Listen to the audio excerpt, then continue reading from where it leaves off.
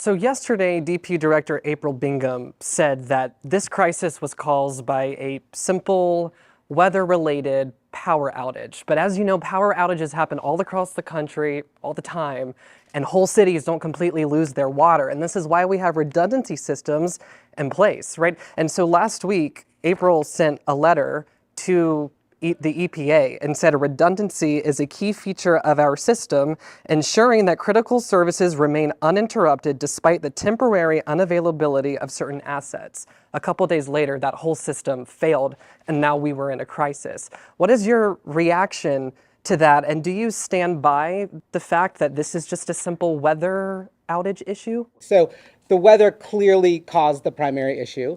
The thing I do understand is that the UPS battery backup, and I'm not exactly sure what that stands for, but the battery backup system didn't last as long as it needed to. And so we did have a failure of that battery backup that led to the valves in the system not opening up and water backing up into the plant. So that's what I do know. I think this is why we're testing our battery backups now. It's why we're testing our generator backups.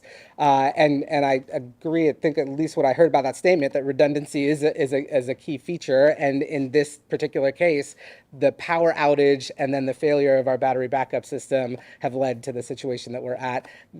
I imagine again, we're going to do a really rigorous review, see if there's other pieces of it that we need to build for future resiliency. But as you do that, if you find that there are leadership or management failures, personnel failures, they didn't do what they were supposed to do, are you going to hold those people accountable? That's the job, right? We need to make sure that we've got the right protocols in place, the right people in place, the right systems in place to provide the basic services that our city needs. So absolutely. And why isn't Ms. Bingham here to answer questions? She's at the plant today.